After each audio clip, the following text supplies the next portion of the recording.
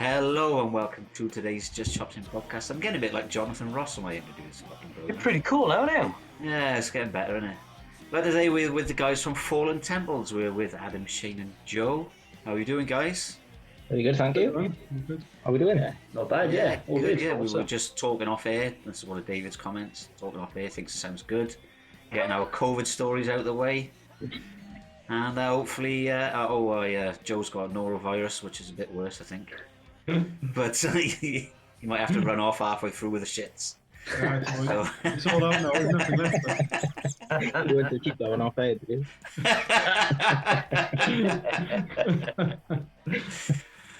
So, are you all from South Wales then, lads? Yeah, we are indeed, yeah. Swansea, I'm from. All right, okay. Yeah, living in Cardiff now, though, with the Right. boys. You all live like roughly around the same area now? Yeah. Well, I'm from the Valleys originally. Like Volney, live in Cardiff now. And yeah, Sterling, you're Barry, aren't you? So Barry Bados, born and bred. Yeah. Oh, Barry Bados. David's more of a Porthcawl man. Okay. I like both goals. Good. Sorry for a fight down there. We had some fights down there when we were kids. Very bad, What was that pub called on the corner in Porthcawl? Straight on the corner. Was it a Buccaneer or something? Yeah, it might have been. Yeah. One of my mates got stabbed in it, I think. Oh, God. Ooh, right. Yeah. That's a story. yeah. I did a gig in Porthcawl years ago, not with these boys, but with a band when I was much younger, and it was a strip club by night, and they turned it into a bar/club by day.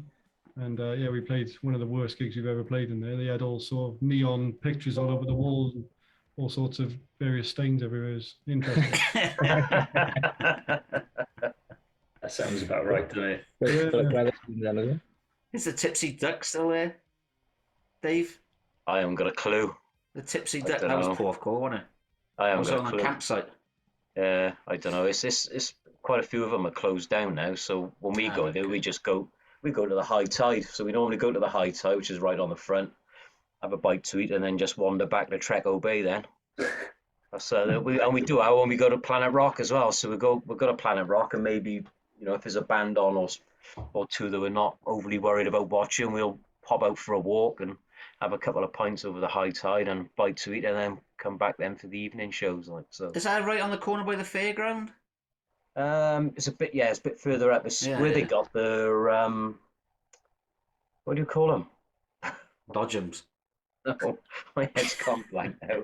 It's basically between Treco Bay Holiday Park and the fair, and it's where they have the market. So where they have all like the market stall, the high tide is just down there from there a little bit. But they spent a fortune on it. They've got like a big canopy on it now, and Oh, you like take dogs in there and they put sport on and stuff. And Oh. yes, Barry Plenty Bay. of dogs down there to take in, I guess. Oh, yeah, Betty Bay, innit? Brilliant. I'll get down there this weekend now. I thought you had kids. Oh yeah, no, I need a break. All right. So anyway, Fallen Temples. Go on, Dave. Yeah, so we just come back from our epic show at Soundbay. So Oh, it's how good did that? fun. I was at the front watching you lads, but how did it go for you? I absolutely loved it, mate. Like sometimes you come off and think, oh, that bit could have gone better or whatever, but from start to finish, I thoroughly enjoyed that. Sound on stage was great. Plenty of people there. I think it was a good setup for that weekend, really. There's obviously that seating area and all that kind of stuff. It was just really well organised event, I thought. It was good. Yeah. Great, like. Yeah. Yeah, it was good to see people out and enjoying themselves again. And like Volney said, yeah, it was a good weekend. Like there was a lot of good bands there and stuff, and yeah, it just went really well. Good sound on stage. Like I thought, these boys played really well. Not so much me, but it was great. Yeah, really enjoyed it. Yeah, David said it was a really well-run event. It was really well organised. It was cracking. To be fair, the turnaround between the bands was really, really quick as well. The way I don't know they managed to do that really. And said the weather was nice. I think there would have been more people there if the weather hadn't been so good. because what they were saying was they had sold a lot more tickets, but people weren't turning up. And I think because the weather was so nice, they might have been going away or whatever, unfortunately, because like in the morning, we went down on the Saturday morning, and I think Riders Creed had to pull out because they had COVID. It might have been another band as well. We went down a beach. It was lush. So we just saw it where the patio is. We crossed over the road. We just sat on the beach for an hour. The weather was glorious. It was such a great weekend. Yeah, I saw you kicking around with Valhalla on the beach anyway. I saw that Yeah. on social media. Yeah. That's it. Yeah, it was a really, really, really nice weekend. And I think they learnt.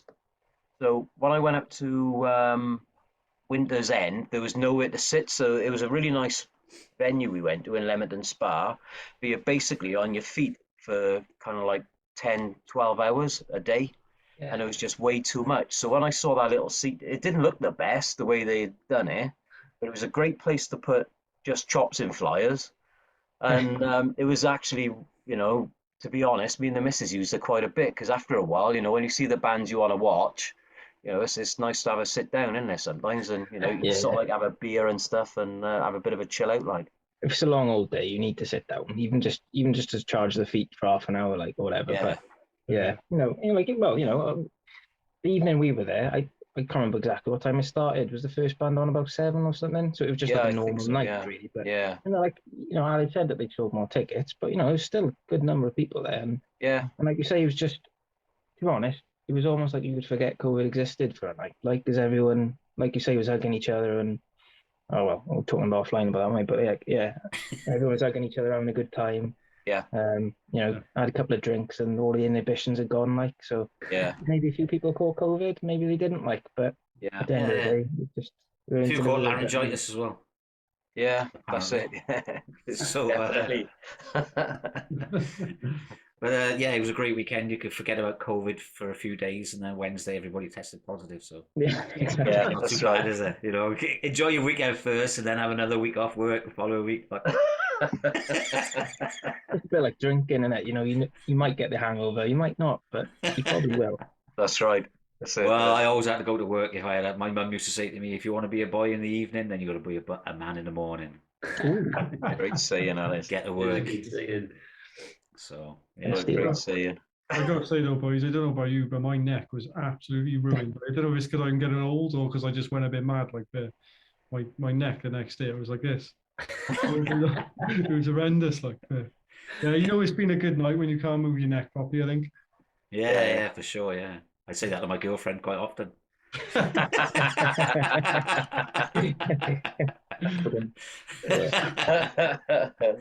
Well, you guys got off lightly because poor old Adam had to endure my buddy Amanda as well, who was absolutely steaming. It was she was steaming, and I've actually got a video on my phone, and I told Amanda I'd send it to you. So she was like, "Don't send that to Adam." I said, "Oh no," because she's like on her all fours, and her other half is filming her trying to get to the bedroom. So yeah, we had a really, really good night. So what other gigs you got coming up? I've seen you got one where you're supporting Jeff Tate, and I think that's down in the patty again, isn't it? Yeah, that's on the party in 8th of May. Yeah. We go on towards the end of May then, in Mid Wales, like a festival they're putting on. It's called King's Fest. It's been going like 12 odd years or something. Okay. And it's still pretty small in the grand scheme of things. But I tell you what, the people that go there, they go there for a weekend, like, do you know what I mean? And because I guess probably because it is somewhere a bit more quiet, people like they make the most of stuff when it turns up like on their door. Yeah. So it's always a highlight, We've gone there every year pretty much. We've headlined cool. it a couple of times. This should be great, but this year they're expanding for the first time, so it's going to be outdoors this year. All right. And it's the weekend that they've moved the bank holidays for the Queen and all that stuff. So We didn't know that jazz. we're playing Wednesday night, I think. So I think it's almost like download format now. Wednesday, Thursday, Friday, and Saturday. Yeah. With then it's not happening Sunday, but we're playing Wednesday. I think not far from the top, maybe. Yeah. Was that the 1st of June then? That's right. Yeah, 1st of June. Oh, right, okay. Got a calendar built into your head. Yeah, it's good. No, I'm going to be there for a wedding because I'm in Holland. I don't know if you guys know I live in Holland. Oh no, I And, didn't know that. Yeah. and I'm coming back over because my mate's getting married. I'm his best man on the 4th, so we're gonna go to the. Where are we going, Dave? Patriot. Oh yeah, we're going to the Patriot on the 2nd. Yeah, the 2nd. So I was just thinking in my mind then, now that must be on the 1st. Mm. So are you playing? Are you gonna say you were playing? Yeah. Yeah, playing on the Wednesday. Yeah, I think it's 8 o'clock or something. It's down for maybe. Oh, Yeah. maybe we can duck down there, Dave. Yeah, it's a bit of a trek, but it's definitely worth a visit. The like Bonnie said, the bands that play there, they have some cracking bands, and everyone just goes wild up there. It's like a huge festival in a tiny format. Like it's great, really Oh, good. right, okay.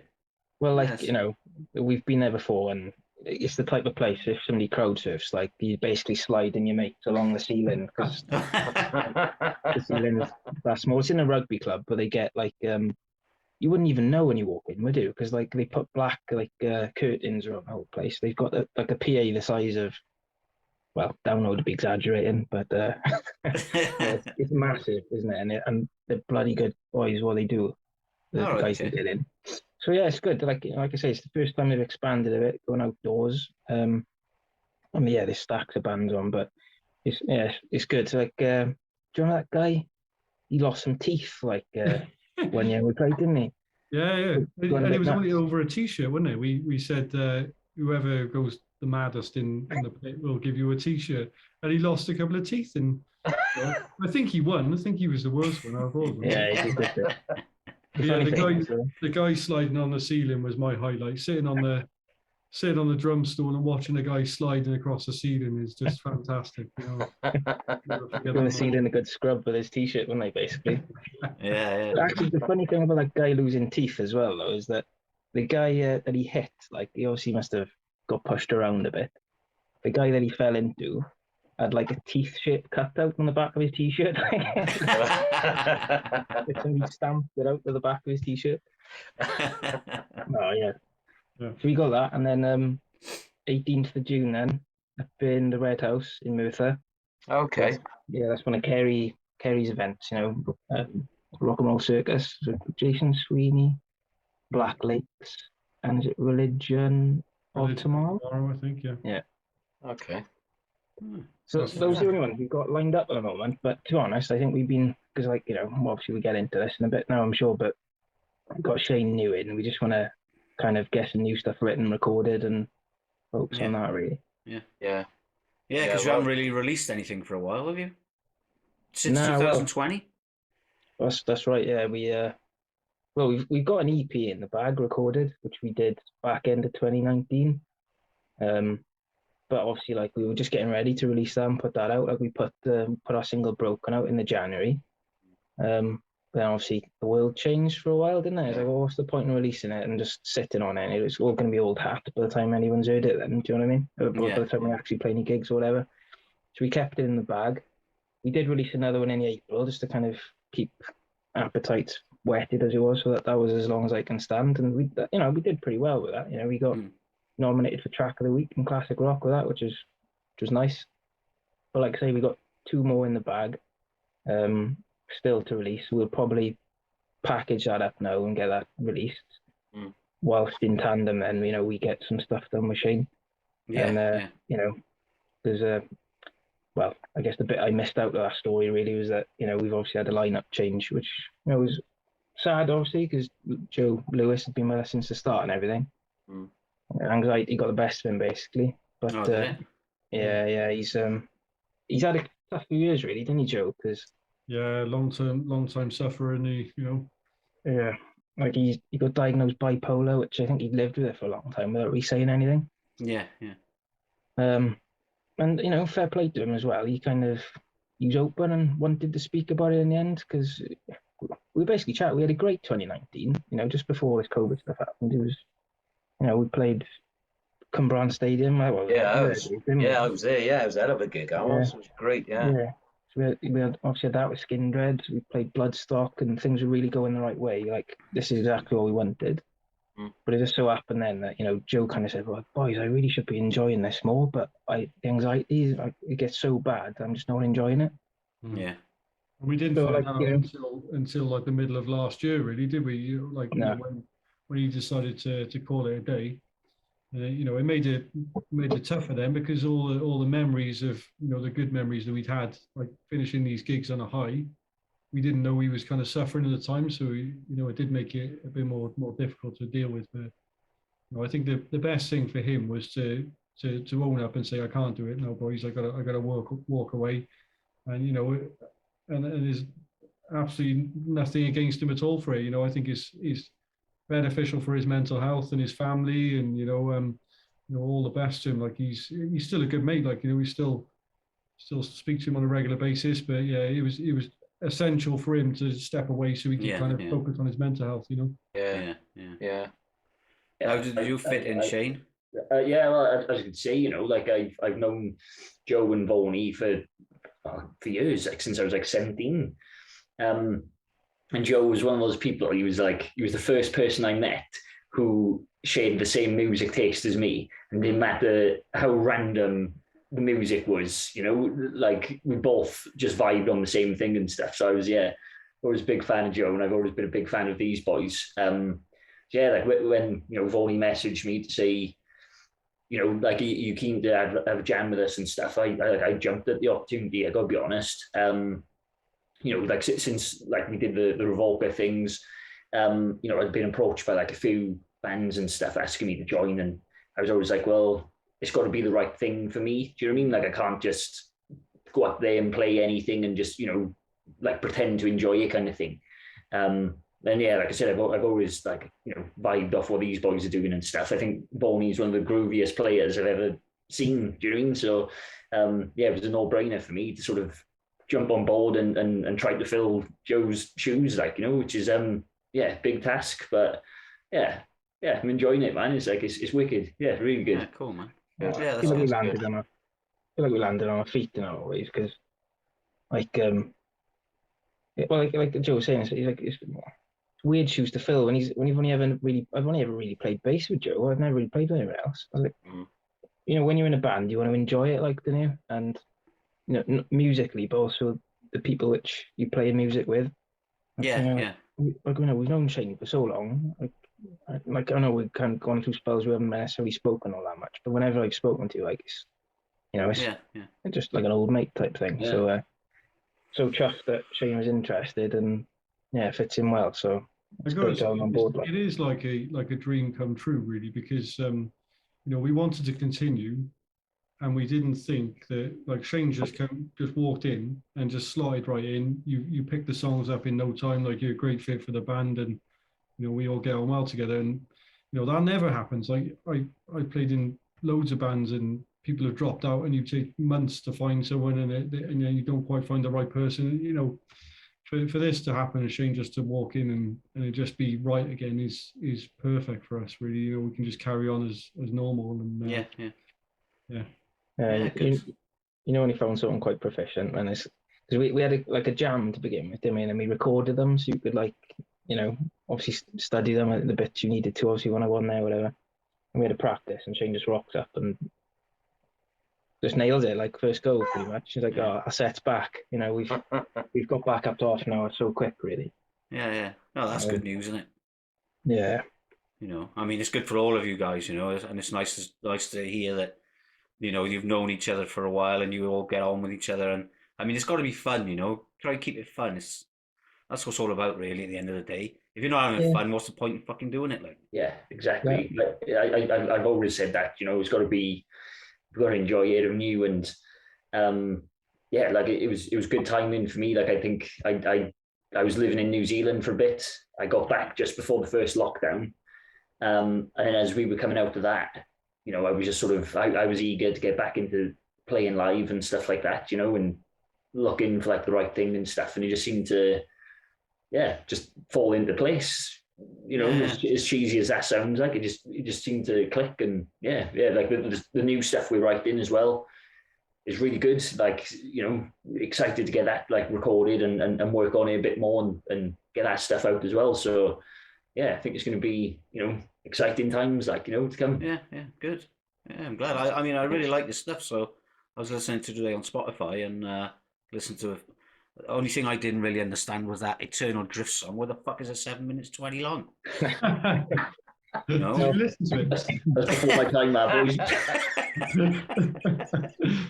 What sort of message do you want to send with that? Like, Actually, someone announced that song once on a radio show, Eternal Draft. It's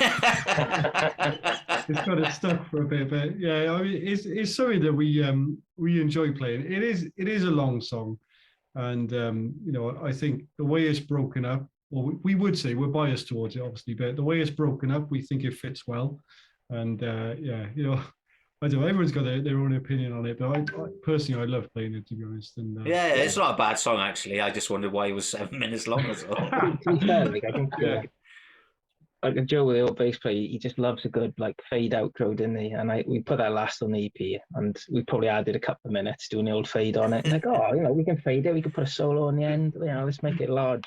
So like, actually, when we play it live, I think we probably play it shorter than it is on the album, which is usually the wrong way round, isn't it? You know? Yeah, it is. Yeah.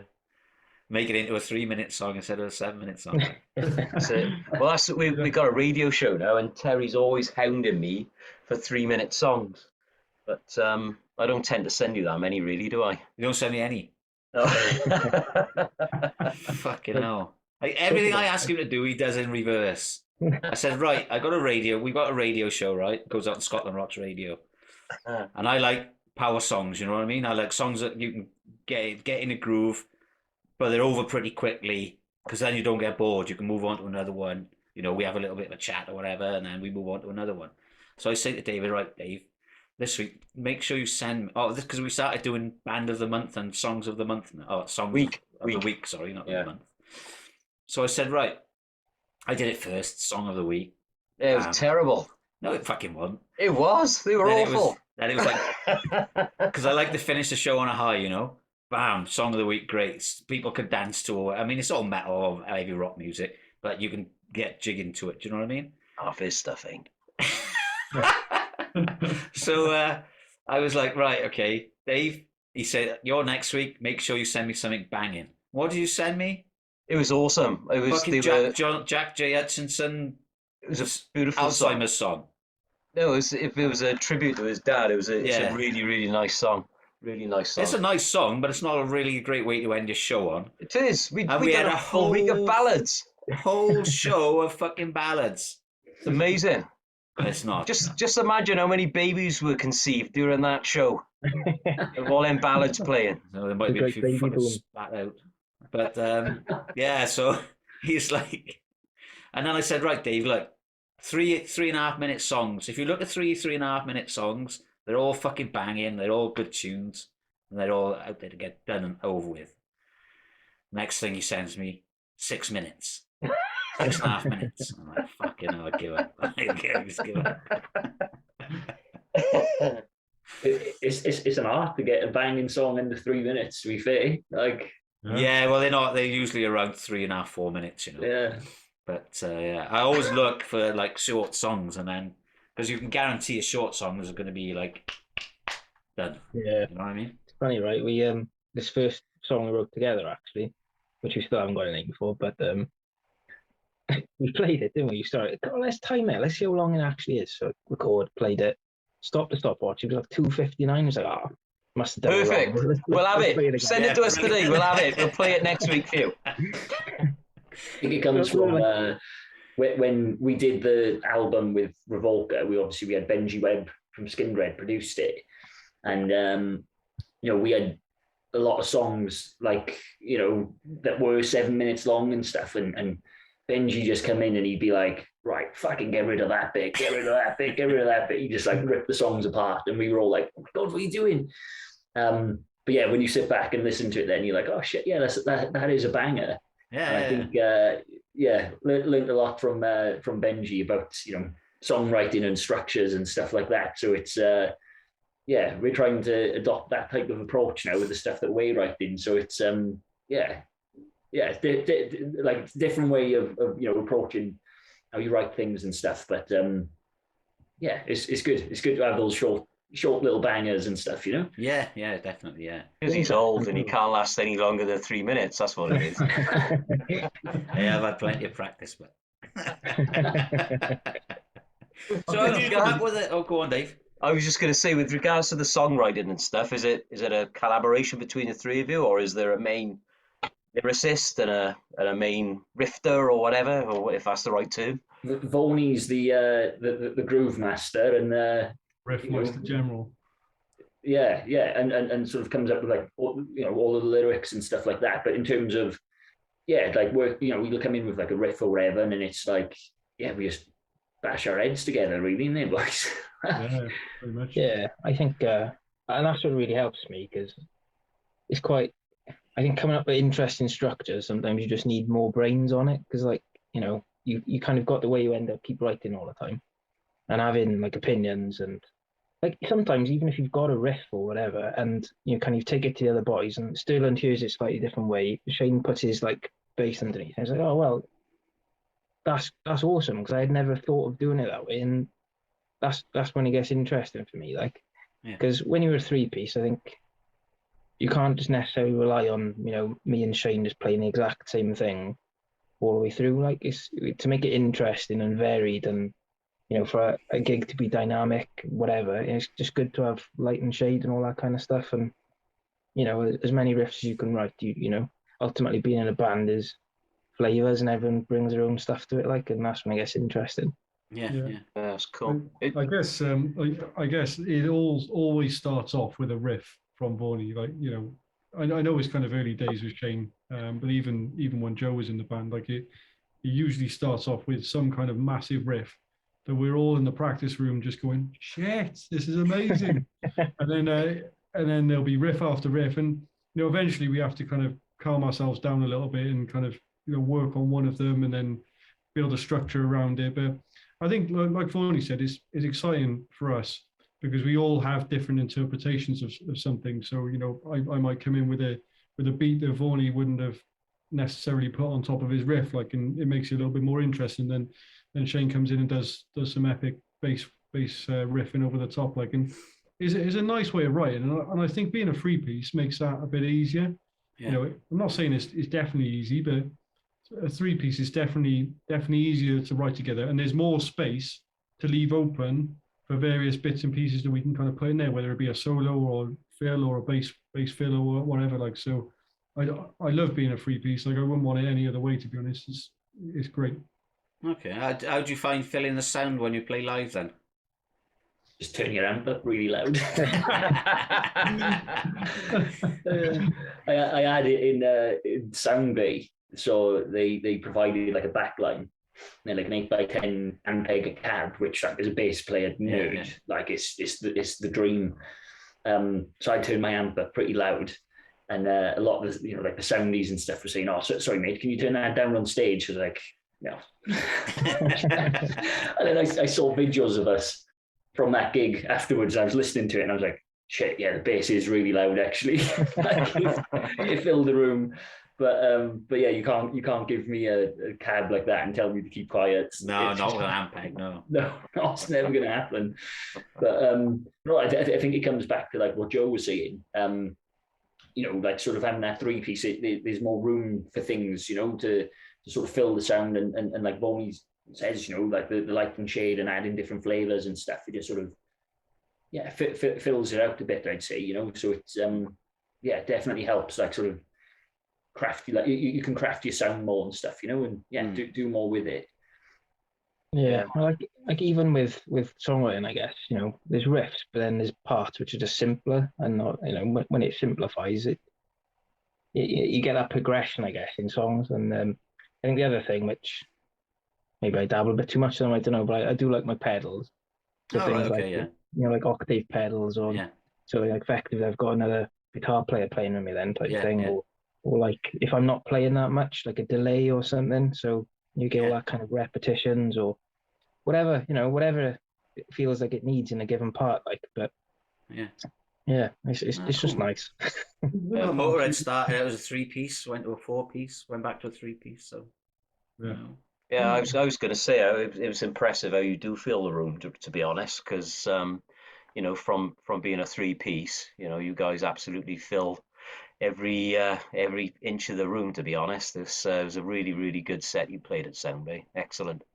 You know, I hadn't seen you for a while, but I did say to Adam afterwards about you, Shane. I say, what a class bassist you picked up there. Really, really good. Yeah, it's my old man's a bass player, so I learned a lot from him, to be fair. But yeah, he's a lot better than me. Yeah, thanks, man. Yeah, I'll take the compliment. No worries. The medal's in the post, Shane. Yeah. Little plastic cup about that big.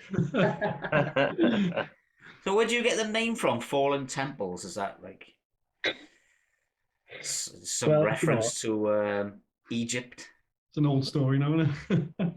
Yeah, well, we did have another name which we played one gig under, which is really shit. Which I won't say. Really shit. It's a bit of a bad name for a band. That's a terrible name for a band, that is. It's really hard coming up with something because we wanted something. If you typed it into Google, that would be the only thing that came up. Yeah. Because otherwise, you just get lost. It's hard enough to try and track down a band anyway. So you're trying to come up with something unique, 2 words maybe which haven't been put together before, or not so regularly or whatever. But yeah, like we were in your garage, weren't we, Sterling? Like drinking some of your homebrew Motorhead. Was it Motorhead stuff? Well, yeah, it was around the time Lemmy passed away, wasn't it? And okay. I was doing some brewing at the time, so I invited the boys round for a bit of a beer session, tasting session, and it just came from there really. So I think it was around the time we did the first EP as well, wasn't it? I'm sure. Yeah, I think we had the mixes back and we were listening back to the lyrics. Yeah. And there's just one line from Eternal Drift as it happens, like, now that your temples have fallen.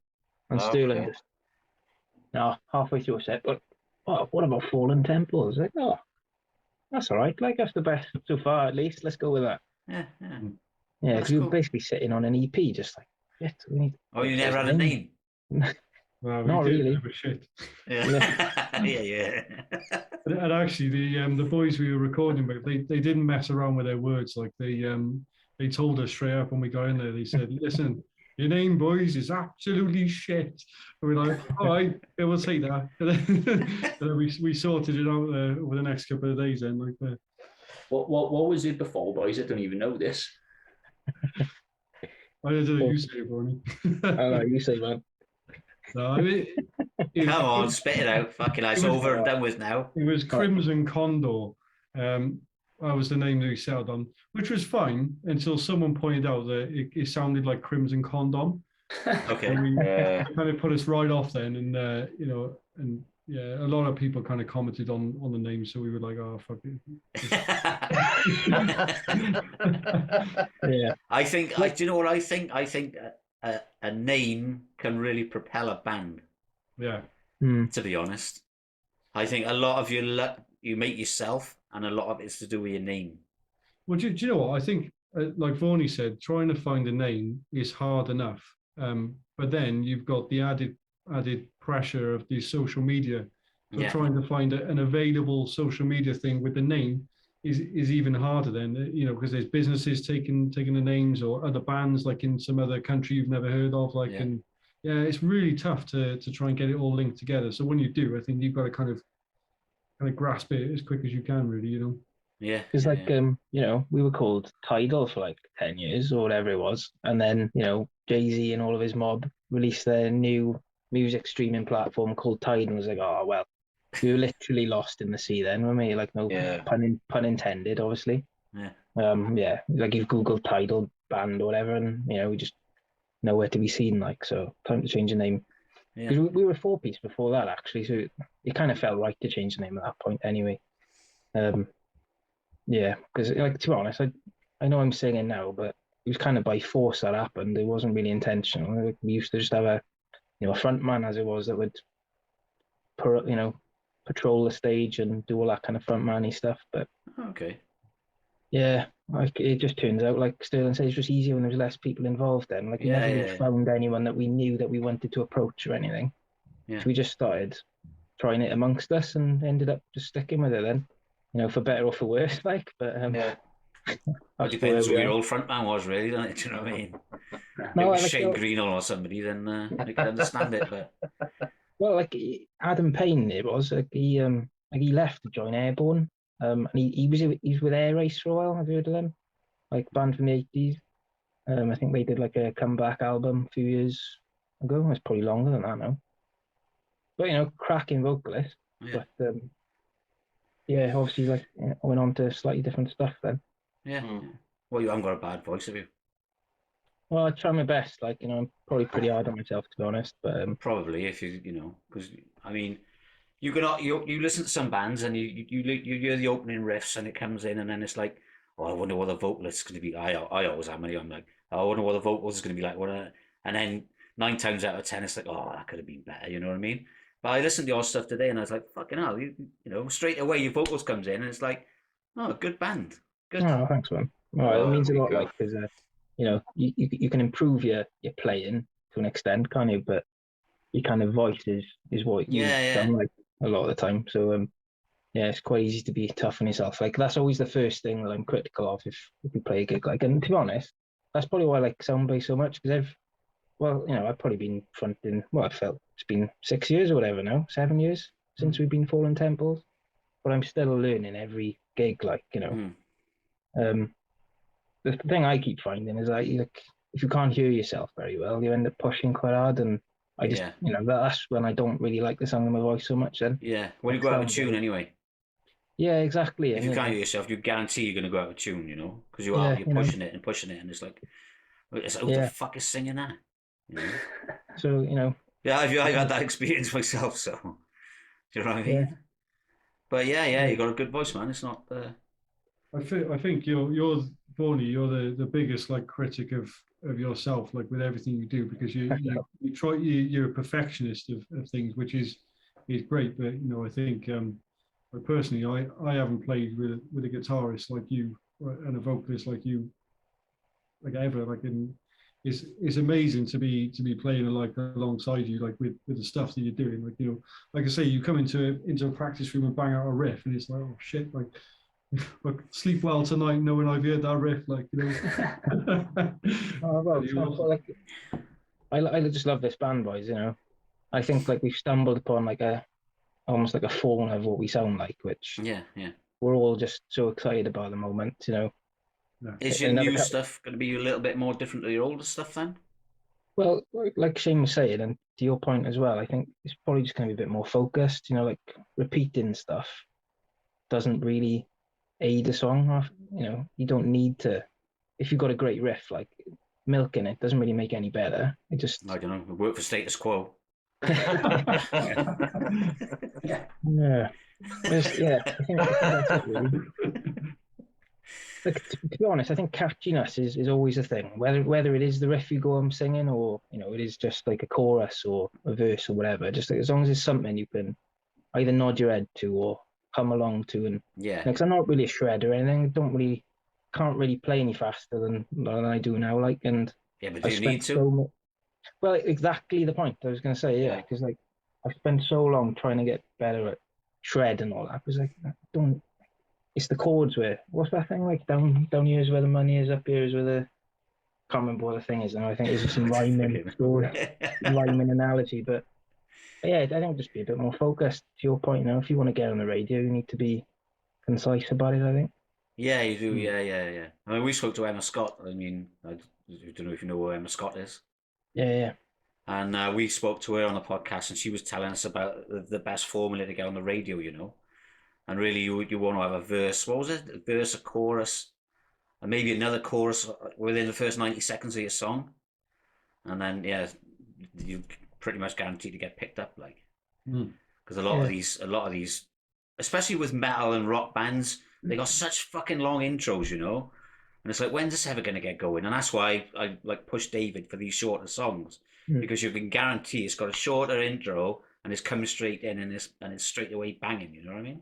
Yeah. There's definitely a formula to it, and I always think like, you've got room on an album to like have your 7-minute songs and your big intros and stuff like that. You've got the room on it there, but like when you're sort of a band starting out, or just releasing EPs and trying to get onto like bigger gigs and stuff like that, it's or onto radio, definitely need like your shorter, sort of harder hitting songs and just grab people's attention, like, and I think that's sort of like Bonnie said, where we go with our new stuff, just sort of like focus up a little bit, and so I think it's the stuff we're writing is like really exciting. So like looking forward to like sort of getting that out there and seeing how people react to it as well, Good. Yeah, you're gonna have to give my old buddy Nick Byrne a shout up the Dragonfly and get up the Dragonfly. Probably get up there at the drop of a hat, I guess. With Nick, I don't know how busy he's going to be lately. I keep promising to go up there. I haven't been up there for a while. Yeah, we haven't played there. We played there a couple of years ago, but yeah, I haven't played there for a while. But it's a good place, good venue. I know they've done a load of work up there as well, haven't they? I think it's all different up there now. Well, he's had planning permission approved only for an extension as well. Yeah, I believe it's been approved now. So I think he's going to extend the main room as well, because obviously it's a bit smaller room. I think he's got quite a bit of land behind that room. So I think he'd probably make it maybe twice the size or 3 times the size, and then the bar area is nice anyway, isn't it? But I know he's done it all up and spent quite a bit of money on it during COVID. So but I haven't been up there since. Have I been? No, I haven't. I haven't been up there since. You keep promising to go up there, but I know I'm a shit mate. I need to get up there. He's had loads of bands. I'm going to go and see this band. I'm going to go and see this band. He never goes. No, I haven't been up there. Rubbish he is. But since you're really hard on yourself then, Adam, with your vocals, would you ever go on The Masked Singer? Because that's one of David's favourite programmes. I love her.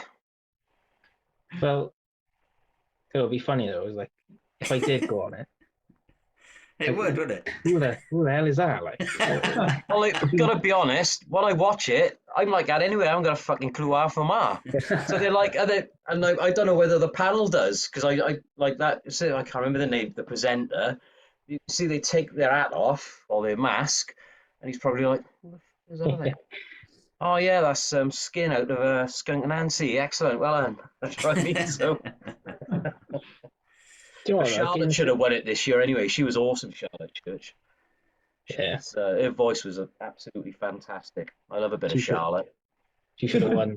Oh, easily should have won it. She was brilliant. I've never seen an episode of her voice. No, I haven't either. I don't know. What about Naked Attraction? You into that, Shane? I mean, I've dabbled. What about Naked Attraction though? Yeah, what about it?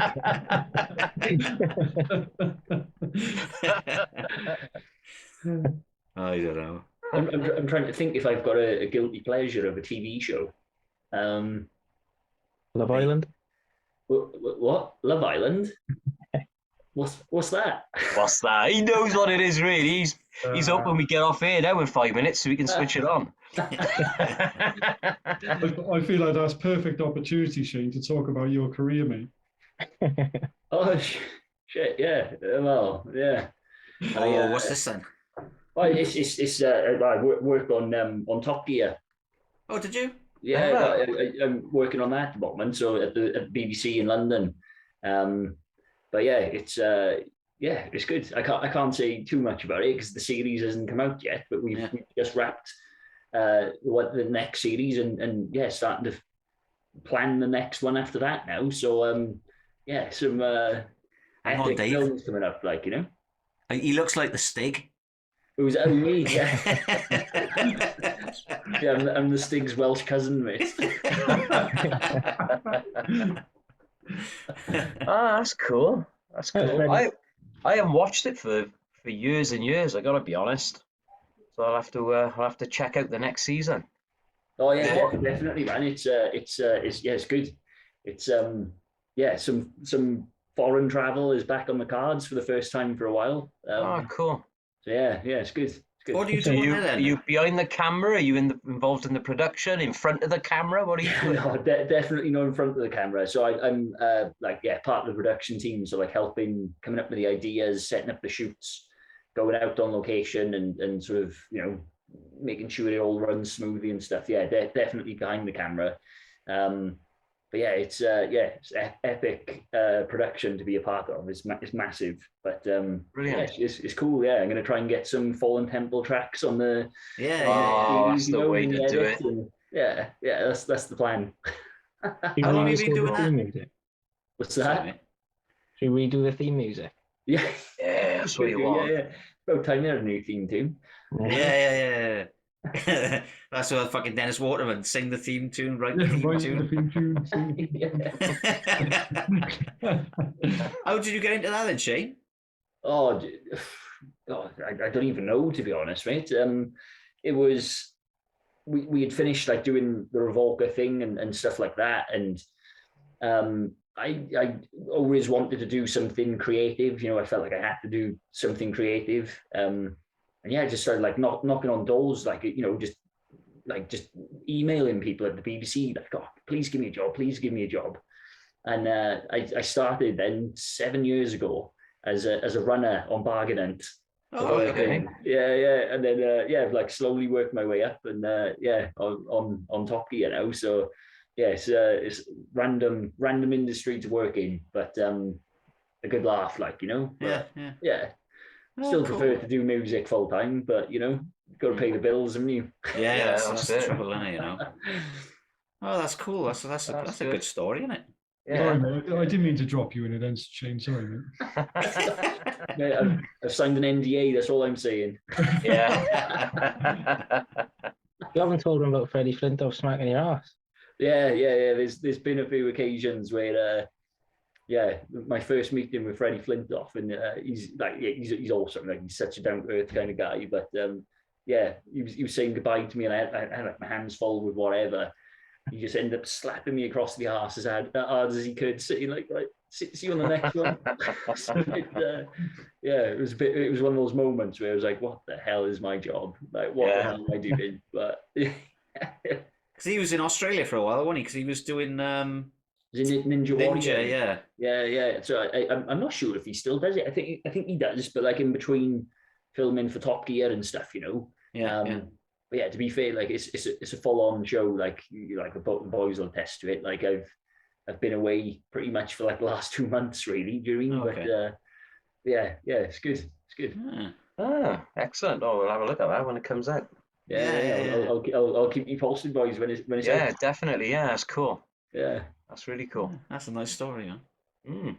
But did you hear about the racing snail then who got rid of his shell? Made him a bit sluggish. Oh, wee. Hey. You just Google that. I thought you said you had a good story for us. No, sometimes I just get into these dad jokes and I fucking I get a bit sidetracked. As long as it keeps you happy. Yeah. Well, you can tell to your kids. I can do, yeah. They won't listen, like, but No, my daughter wouldn't listen either. Shane no money. Be like, hey Freddie, what happened to Snail that lost his shell? Freddie Flintoff will love it. He's got that sort of sense of humour. yeah. Don't listen to Shane's joke. You haven't got time to listen. He's too busy slapping Shane Phillips' arse, like. Yeah. All right, then, guys. Got anything else, Dave? No, nothing for me, thank you. All right. Well, it's been great to talk to you all. Oh, Yeah, so I'm looking forward to watching you boys again on stage. For me, Friday night was the best. It was an amazing night Friday night down Sound Bay. You guys killed it. It was absolutely brilliant. Oh, thanks a lot, I man. appreciate it. Hey. Good to chat, boys. Yeah, Nice good to luck see you with all the future. together. Yeah, get yourself up to King's Fest on the 1st of June. Where is it anyway? Where did you say it was? Oh, you did say. Is that near Newtown or something like that? Yeah, not far. Not far. Is from it? there. Oh, Oh, it's a fair drive, isn't it? 2.5 hour drive, yeah. Yeah. Got a camper van now. Yeah, but fucking hell, Dave, I'm driving 8 hours to come over there as it is. Well, that's all right. We could camp a van up, have a couple of beers, sleep in my double bed, and then camp a van back home. Yeah, my missus will love that. We'll have another tale to tell everybody on a podcast.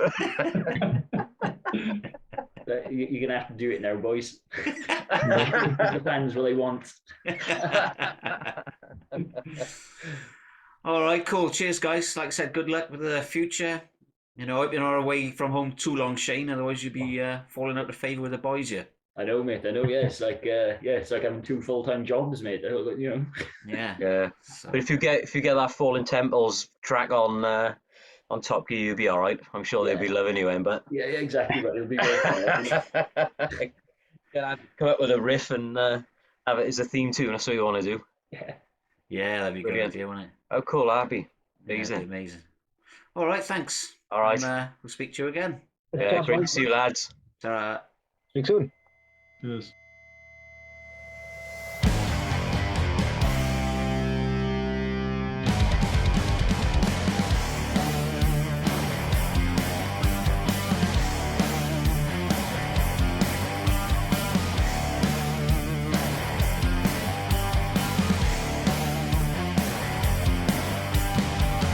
I know something's got to give.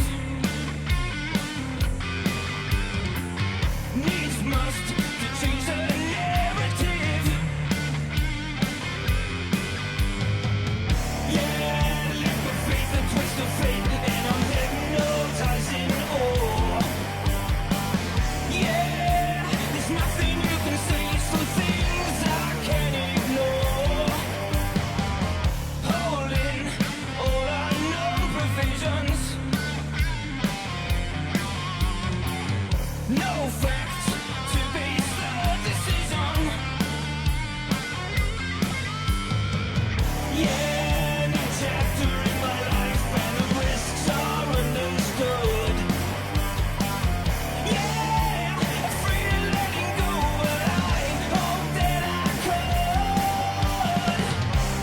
When temptation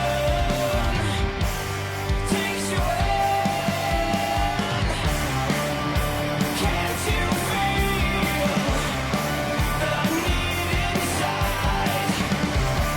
And the security that I leave behind. I can't see things on my mind. Lost on clear except for one thing. We're touching the void.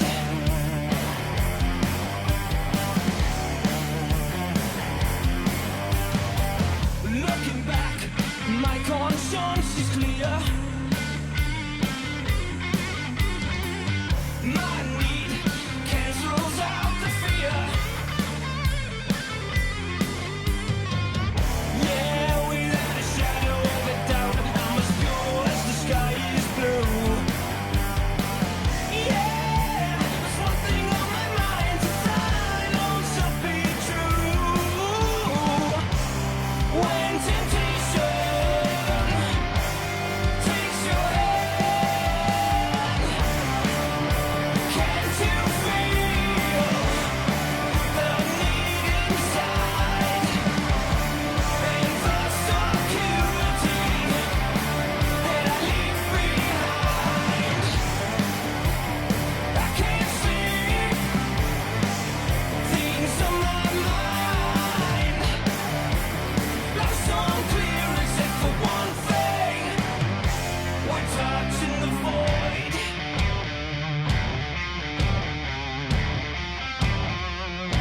We're touching the void.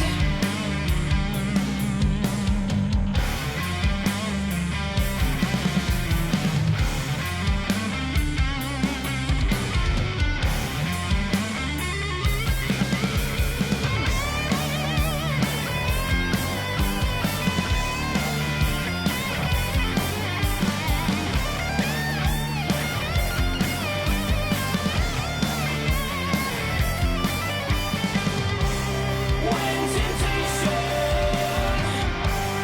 takes your hand, can't you feel the need inside? And the security that I leave behind. I can't see things on my mind. Lost on clear except for one thing. We're touching the void.